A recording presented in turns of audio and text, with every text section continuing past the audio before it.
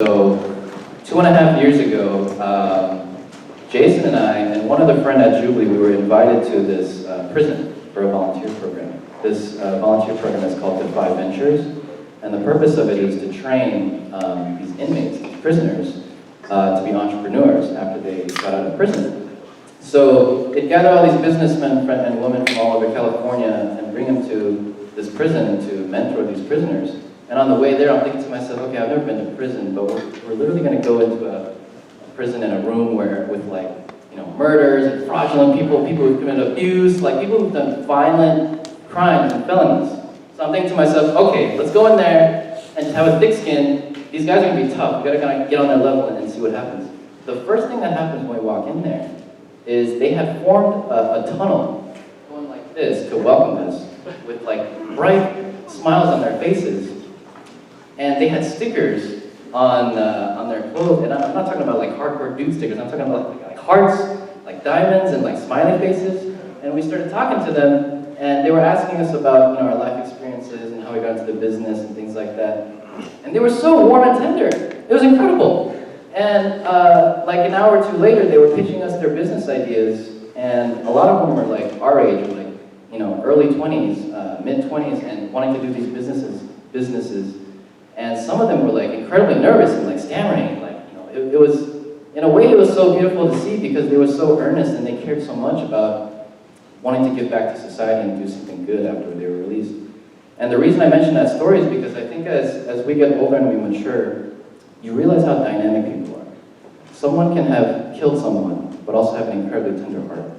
Or someone, the same exact person could, have so much dark experiences from their past, but also so much light within them as well. Someone can have some complete idiocy within themselves and also some genius. It's possible to have this massive spectrum. And I remember one guy who was in one of our spectrum videos for ex-convicts. There was a guy who, when he was a gang member, point blank shot someone in the back of the head and killed him, but also mentioned how unconditionally he loves his family and his children. And it's possible to be that dynamic as a human. So the reason I mention this is because Spectrum is a show where we bring together people of one label or a certain group. For example, like ex-convicts or Asian Americans or Trump supporters or porn stars or whatever it is, right? But the whole purpose of it is to break down stereotypes and to break down just like initial judgments we have about all these people, because even though they might share this label, as individuals we have such dynamic experiences, and it's possible for people to have such incredibly nuanced identities that just completely blow your mind when you find out about what their lives are like. You realize you really can't judge at the end of the day. So anyways, what we're going to do right now is we're going to do a live, a version of Spectrum with you guys. And this is how it's going to work. Testing? Okay, got it. Okay, so we will be choosing 3 audience members to participate in the Spectrum. We already have 5 pre-picked audience members. So the 5 pre-picked audience members can go to the side of the stage right now.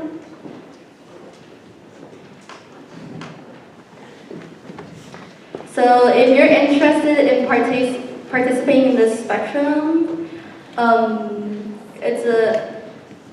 the content of it is about the Asian American experience, Asian Pacific Island experience. So if you're interested, raise your hand, y'all.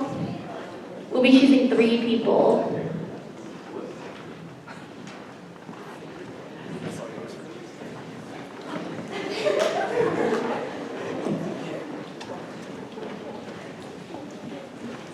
Cool.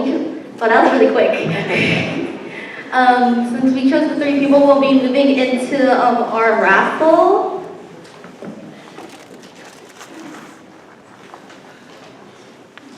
So as we are prepping for Spectrum right now, APASU is giving out 3 different t-shirts.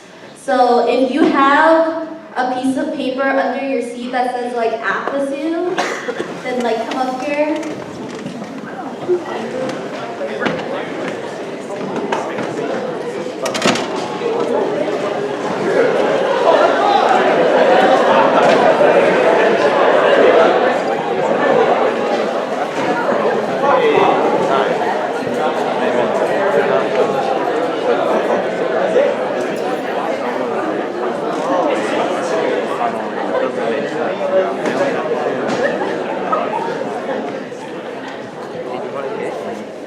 Let's see. It's true. You should check the audio.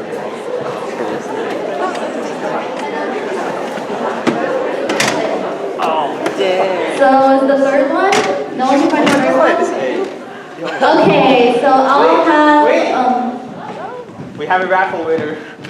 All the participants, can you guys come out on the stage and I'll do a little explaining of how this is going to work.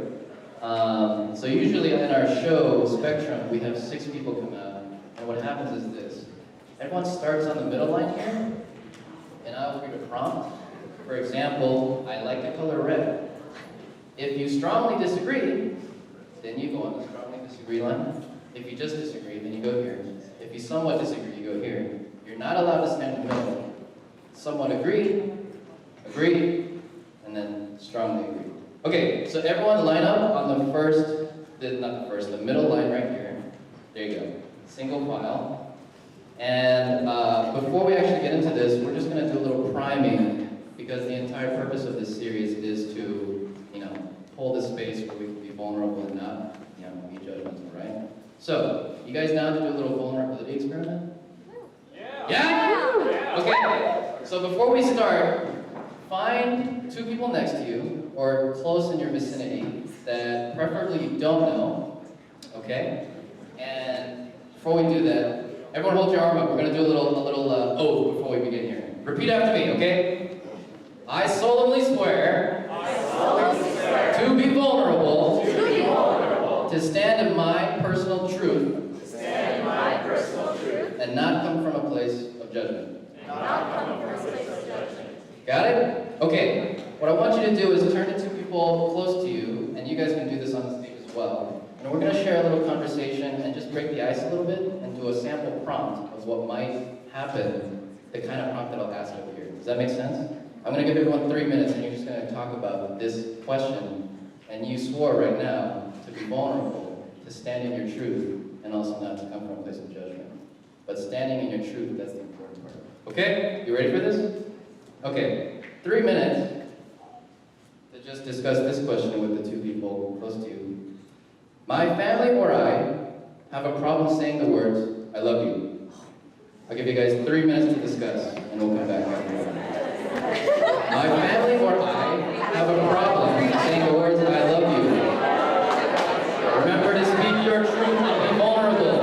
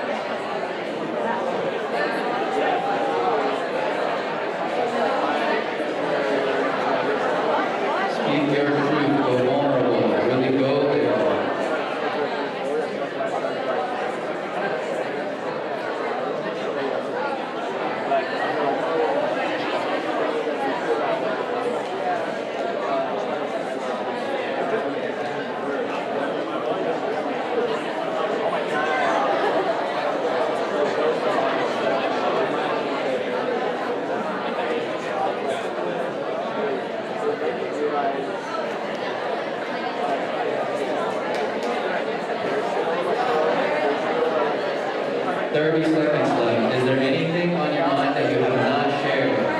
If you have not shared, why have you not shared?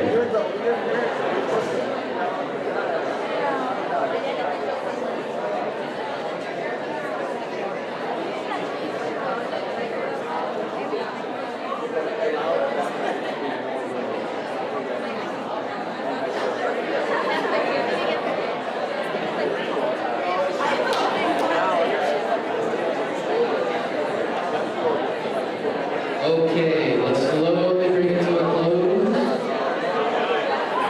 Slowly bring it to a close. Slowly bring it to a close. All right, cool. Let's do some intros up here. Can we go one by one? Just tell us what your name is, what year you are. What's like a little? Tell us a fun fact about yourself that is quirky, like are you the world's 11th best whistler, or something interesting about yourself. And then we'll get right into it. All right, hi, my name is David. I'm a senior in mechanical engineering, and as a weird thing, I'm an officer in Oregon State's Country Western Dance Club.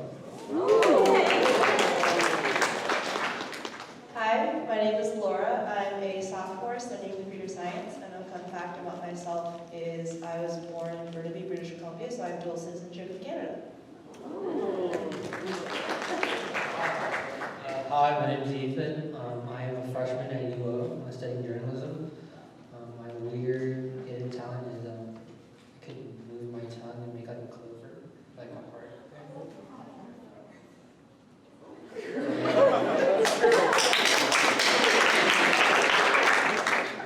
Good evening, my name is Reagan Lay. I also have my favorite clubs out there, thank you. So I'm on year 20th. So I'm actually a professional faculty here. So I serve as the Director for Diversity and Cultural Engagement. And just want to give props to the Ducks. I used to work at UO too, so just a shout out to the Ducks.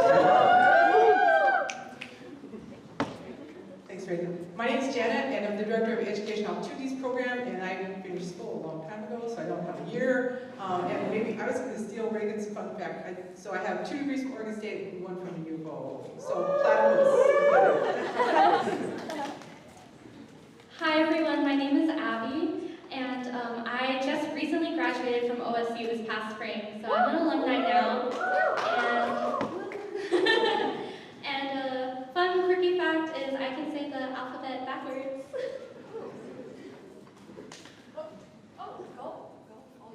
Y'all want to hear them? Yeah. ZYXLABUT,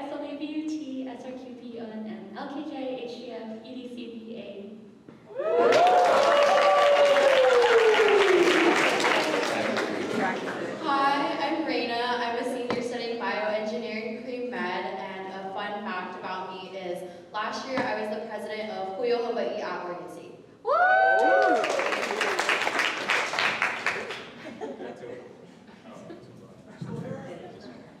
Hi guys, I'm Eric. Yeah. I'm studying biohealth sciences. That was a fun fact. Okay. I was a monk for a day. All right, let's give a round of applause. Thank you for being up here, everyone. Thanks a lot of courage and being vulnerable. Okay, so before we get into this, I'm just going to ask that we help create a safe space for whatever is going to be talked about here. You guys know how to do snaps. If you resonate with something or you like something that someone said, or just to appreciate, we're going to snap while we do this. Yeah? Okay, some questions to think about as you are watching this activity. When you are watching what's going on, who do you connect with? Who do you not connect with? Why or why not? When you connect with someone, do you think they are right and everyone else is wrong? Or do you think everyone's perspective is valid? Are you stubborn and want to stick to your own perspective based on your life experience? Or are you open to the life experience of others and wanting to understand where they're coming from? All right, here we go. We're going to do the first prompt, and you guys know the drill? So this is strongly agree, strongly disagree, right? The curtain is probably a little bit in the way for you guys back there, so if you want to go that way, just feel free to step forward a little bit. Okay, here we go. Ready for the snaps, guys, okay? All right, here we go. First prompt. I'm going to count down, by the way. After I read the prompt, I'll do 3, 2, 1, and then you can choose the line you want to go. First prompt. I've been ashamed of my culture before. I've been ashamed of my culture before? 3, 2, 1, go.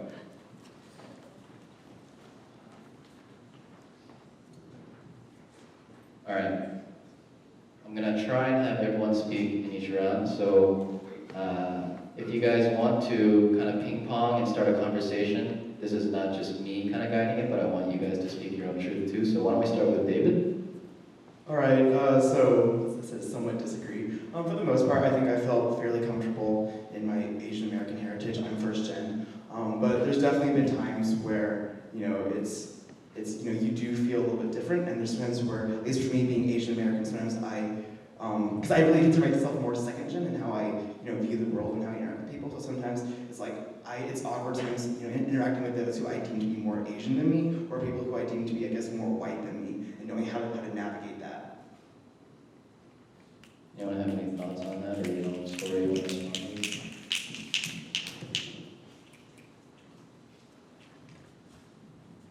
Hi, I'm Abby again. I do resonate with some of the things that you say. Like, I feel like for the most part growing up, I was pretty proud of my heritage. I identify as Filipino American. But if I want to be like truly honest with myself, as a child growing up, I didn't want to be Filipino. I was really confused about my identity. And Filipinos are kind of interesting because we're Asian, but we were colonized by Spain for so long, and so there's this identity crisis, and I didn't really know where I fit in as a kid. I felt like I couldn't really relate to a lot of my Asian American peers. I was one of those kids who was really into the whitening creams, whitening lotions, trying to make myself appear more Asian, whatever that meant to me when I was growing up. And I was ashamed to bring my food to school. No one knew where the Philippines was. And so that's a little bit about my experience growing up, but I'm thankful that today I was able to, now, I'm really able to break that barrier down, and today I'm really proud of my heritage and who I am. But there was a point in my life where I wasn't.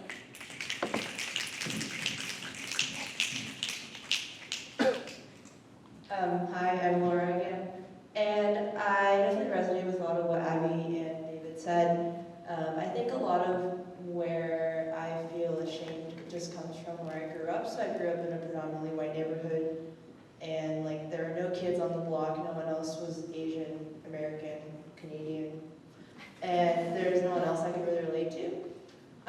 And so while I'm not personally ashamed of my heritage, it's the little things like having my ethnicity be a guessing game for a lot of people and think that it's fun to do that makes me feel ashamed about that. My identity is kind of just a game for other people, whereas it's something that I have to live with on a day-to-day basis.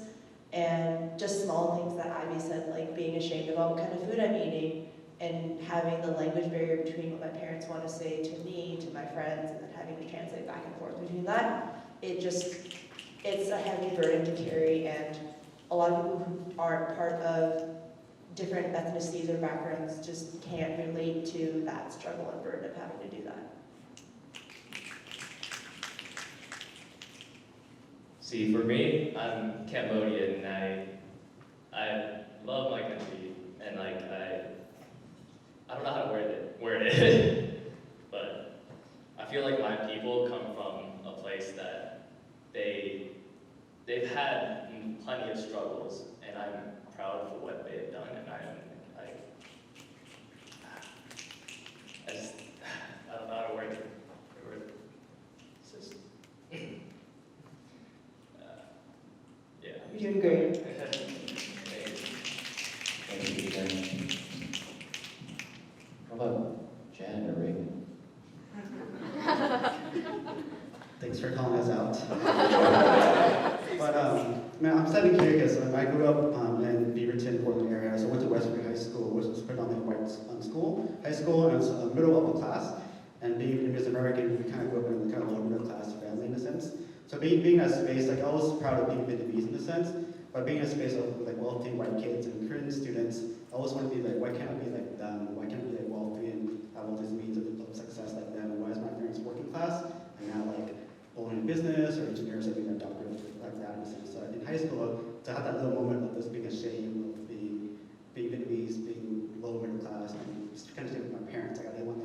take me to school because I drive an old car, I was driving a Mercedes and BMW, so I didn't want people to see me in the fourth level or in sense. So it's like a sense of shame around class, but also around race for myself.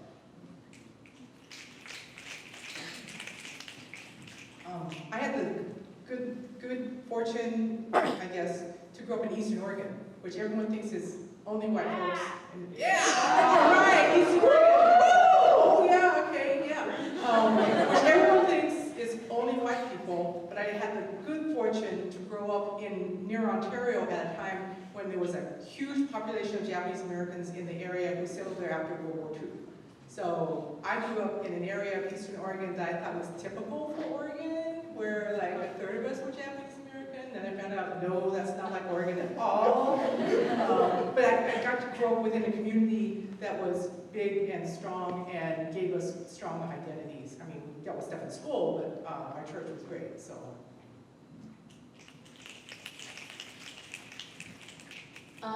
Growing up and coming from Hawaii, I was most definitely like not the minority. Like Asians pretty much everywhere, mixed people are pretty much everywhere. So I've always had like a very strong self of like identity and awareness of others' identity. So I think like coming to college and coming to the mainland, I definitely got that firsthand experience of being a minority. But I think because I already kind of like grew up very like connected to my culture and from where I am, it kind of just made me feel more proud of where I came from. And I think it just really made me embrace like my culture and other people's cultures even more from that fact.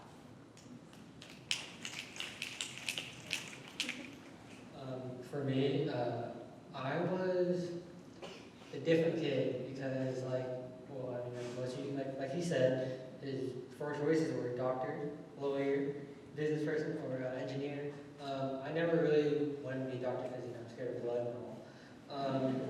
And just like being in a community with like Asian kids that came from the same neighborhood as me, like that was cool. I loved like the food and everything. I loved like my traditions. But at the same time, I had different interests as in like sports-wise. Like me personally, like education wasn't always like my number one thing. Like it was on top of my list, but like I knew social life also came with that, and I chose to have a social life, which meant like giving that up a little. And when I went to school, English wasn't my first language, so once I lost the touch of that, I sort of felt like I was lost with my own like culture. Like everyone was looking at me like, you know, like you basically turned white now, even though like I'm still the same like skin tone as you. It's just like having different beliefs and morals, that's what like separated me, or made me feel separate until now. All right, thank you everyone. Let's reset to the middle line. Let's try and get through a couple more before we run out of time. If you feel an urge to speak, just grab the microphone and go ahead. I'll kind of leave it to you guys, but I don't think we have to have everyone speak. This is how it works. Yeah, good? Okay, second prompt. I'm going to read it twice and count 10 again. I am not attracted to Asian or Pacific Islander people. I am not attracted to Asian or Pacific Islander people. 3, 2, 1, go.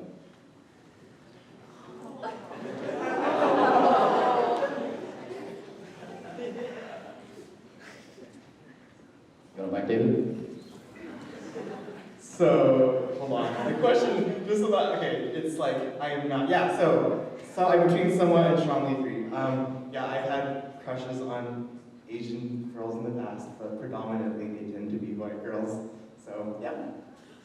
I'm pretty comfortable in it, except the issue is that I'm kind of short, and that becomes an issue sometimes. I think average height for an American woman is 5'4", I'm 5'3". I also enjoy social dancing, so there's a whole host of issues with that. Why do you think you're predominantly attracted to more white women now? I honestly don't know.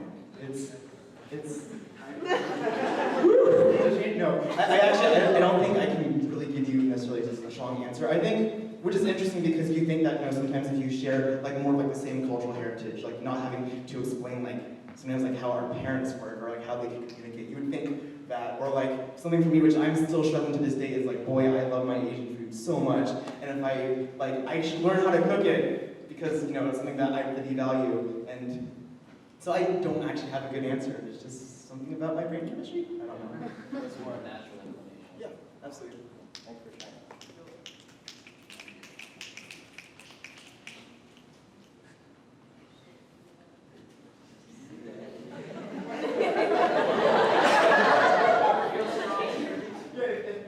Whoever feels.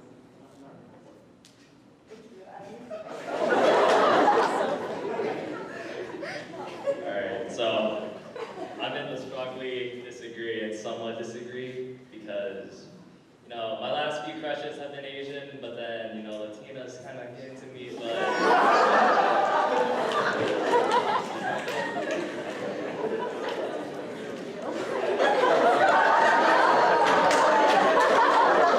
Walks out. I do have a preference around for ABM folks just for the cultural piece of things.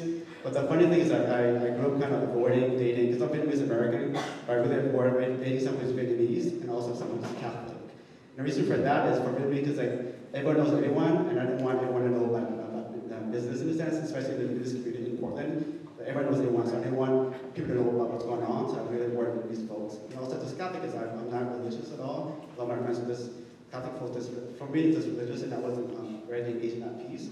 But the funny thing is that my last three partners have been Vietnamese Catholics. So you know, I avoid that by not being partnered with Vietnamese Catholics. So for me, I like Asians, and as an elementary school, obviously, you know, being in an Asian community. I hit puberty in middle school, and the population was 90% white, so I had a white face too.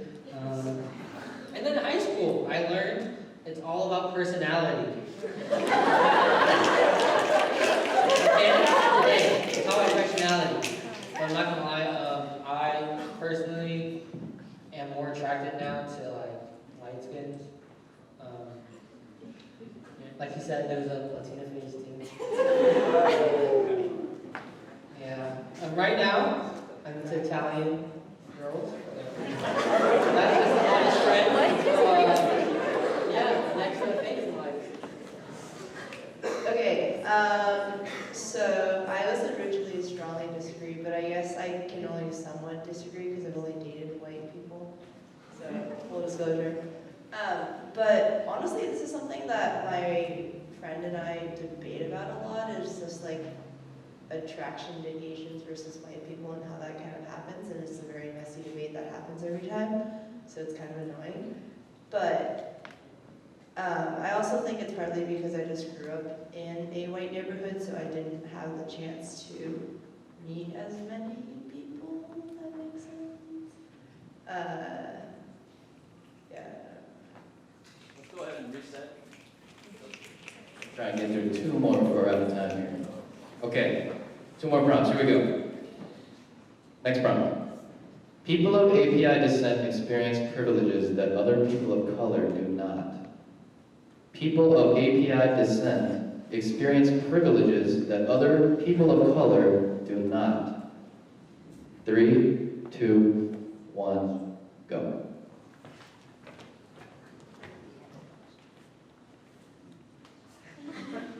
Whoever feels strongly wants to say something, go ahead. Oh, okay. Just the other day, I feel like I was walking with my two Latino friends, and I was walking with my Latino friend and one of my friend that's African American, and we walked by a police car, and then they all got really sus, and I was just like, I feel like I'm fine. I should be okay walking. Like, we're not doing anything bad. But then they had that conscious mind where I feel like they feel like they might be attacked by the police, while Asian people don't really have to worry about it too much. Like, not as much as them.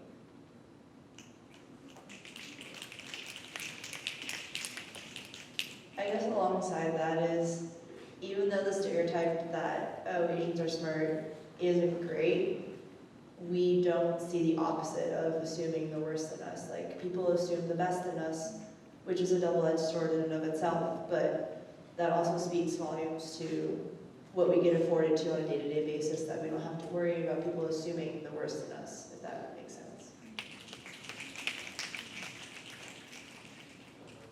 For me, I hang out with a lot of African kids, like kids of color. So I always got the question if I was mixed or something else. I don't look Chinese, but I am. I usually got the question of, am I Mexican? Am I from the Philippines, because I'm Filipino, and am I part black? And that's sort of like put me in a different like topic of like how he was walking with his friends. I'm walking with my friends, and we usually get followed, even though like we're not doing anything. We're just like a big crowd of kids that like are colored, and that like perception is why like I sort of feel not at a place with my own culture because I feel like I'm a little bit of everything. The last prompt. Okay. All right, last prompt. Here we go. I feel accurately represented in the media. I feel accurately represented in the media. 3, 2, 1, go.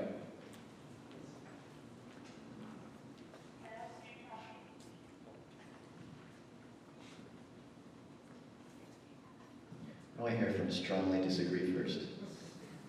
So first, it's kind of, I think it depends on what media you're talking about. There's channels like Wongfu where sometimes I watch videos and like, man, they get my experience. And then you get stuff like films like Crazy Rich Asians, which I get. There's like that MJ scene, it's fantastic.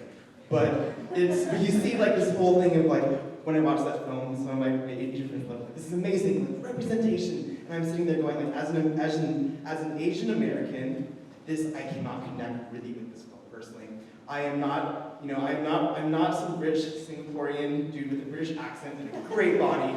I'm not, and it's just things like that where I see like this, it's a film, but I don't feel like I can really relate because it feels like they've taken like a standard story and tossed a few, seasonings of Asian culture, and that's it. It's not really like who I feel as an Asian American. It might be maybe for an Asian audience, but not really for who I feel as an Asian American and finding my place relating to people who I deem more Asian than me or people who I deem more white than me and finding how I fit in there.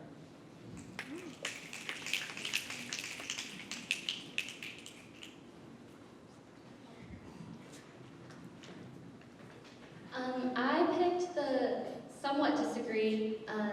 Again, I resonate with a lot of things that you said. Like there's some series, some movies out there, right, that get it, and you're like, yeah, that is me. Like that's my story right there. But still, it's not perfect. We don't live in a perfect world. I don't think we're at that point yet where I could truthfully, honestly say that I have seen myself and my people, my cultures, and my ancestors accurately represented in media. But I would somewhat disagree because I do think that we're getting there. I think specifically for like Filipino Americans, that's been more of a harder challenge because again, like as a people, we often appear very racially ambiguous, and so there's like Filipino American actors and actresses out there, but they're not playing Filipino Americans or Filipino characters. It's slowly shifting. I see it slowly shifting, and I think that's great. Because I think that media, it can be very powerful, and when you see yourself represented in media, it makes you feel like you can do that too, or that other people are also sharing in your story and your experience. So I see it's changing. It's not quite there yet, but I know that we're moving in the right direction. I strongly disagree because I don't know if you know who Helen Zia is. She's an Asian American writer, activist. She was here several years ago, and she said when she was a kid, it's a long time ago, her family would say, "Hey, Asians on TV!" Run into the living room and go, "There's an Asian on TV." It feels like it's still like that in some ways. It's like, oh my God, there's an Asian on TV. So I know most of you don't watch TV anymore, but on TV, there's some representation, but it still feels to me like a lot of the representation is, because I'm third generation, it feels like a lot of representation doesn't sort of fit me because they ask actors to speak with accents, and they ask actors to act sort of differently than what a stereotypical American might be like, so I feel like there's still a lot of room. So for me, it's kind of in between. So I think when we talk about media, people think automatically mainstream media, But there's like also independent media like Jubilee and Wong Fu Production who do represent as well. But we always focus on mainstream media in a sense too. And we also always support mainstream media. People pay money to go see creator station, but people never go pay to buy a media for Wong Fu Production or Jubilee in a sense. So why is that? So why we spend that money towards that media, but not on independent media who are actually representing who we are in a sense. But also around media too, is it about media representing us or representing who we are? So it's the question of representation versus representing who we are too. So there's also a question now, representation, what does it actually mean in media? Just because we're out of time, but I do want to hear from, is it Ethan? Let's hear from Ethan and then bring it to a close. So for me, I felt like it was a little of both because like you said, there's like movies and stuff now where you see Asians, like for example, Crazy Rich Asian. Like for me, when that Mahjong scene came on, I knew what it meant because like I played, but like my Asian friends, like it flew over their head and I was like, uncultured, you know? But at the same time, like in today's society, like they said, you have YouTube like channels, for example, like I watch Richie Lee and he's like all about like fashion and like the American society and stuff like that. And I think like we're getting to that level, just like especially our generation. You see like basketball players like Jeremy Lin popping off, you know, and like just showing us that there's a different route and we don't always have to be like that traditional hardcore Asian American. Beautiful. Let's give a round of applause, guys. Thank you, everyone. Thank you, everyone. I think we're going to have a little meet and greet. Is that right? Okay. Before we jump in, just a reminder, we've just posted your beautiful faces on Jubilee Instagram. So if you leave your story, make sure you hashtag APASU so we know that it's one of you, because we want to give a social to one of you guys. And we would love to say hi to every single one of you guys who've stayed here with us. Thank you guys so much for being a part of it. We do this for you. This is our movement together, and we would love to invite you guys to join us for that. So thank you guys. Thank you.